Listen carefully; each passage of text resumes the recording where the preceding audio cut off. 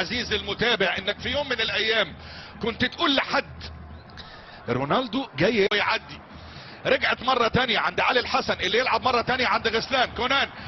كونان عرضية حلوة، كونان منير محمدي يتصدى لأول أهداف النصر. ماذا أضعت يا رونالدو؟ لكن حلوة الكورة العرضية، حلوة الكورة من بطنه ومنع الهدف الأول على نادي النصر. شوف هنا غسلان كونان، شوف الكروس العرضي الذكي، حلوة ورونالدو، ولكن منير محمدي في اللقطة الماضية يتصدى لأول الفرص المحققة من امام صاروخ ماديرا، من امام السي ار 7.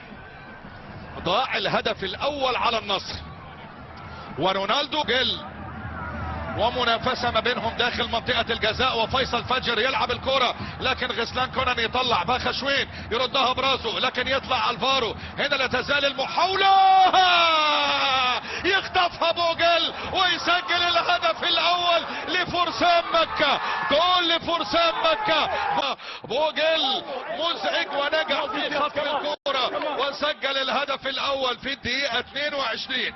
وفاجئ النصراويين باول الاهداف، فرسان مكة يتقدموا بالهدف الاول. شوف الكرة ما كانش فيه تفاهم ما بين الفارو وما بين نواف العجيدي، وهنا المرة دي شوف بالراس من ادوارتي، وعلى طول كده بضربة خلفية مزدوجة بوجل يسجل الهدف الاول للوحدة.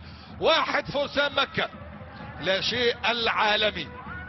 الوحدة يتقدم بالهدف الاول الان في المباراة. دلوقتي في ظل 4 بيحاولوا ان هم ياخدوا الكرة ويعملوا المرتدة، لكن تاليسكا عدى كويس من وسط الزحمة، عدى مع الكرة. تاليسكا يسدد لكنها تعتري العارضة وسلطان الغنام، لكن هنا الضغط اللي موجود والمحاولة من علاء الحجي، لكن نزلت عند الفارو جونزاليز. الفارو لعب واحدة حلوة الى علي الحسن، حلوة يا راجل حلوة من علي الحسن اللي راح وسدد، مرت بمحاذاة القائم الايمن.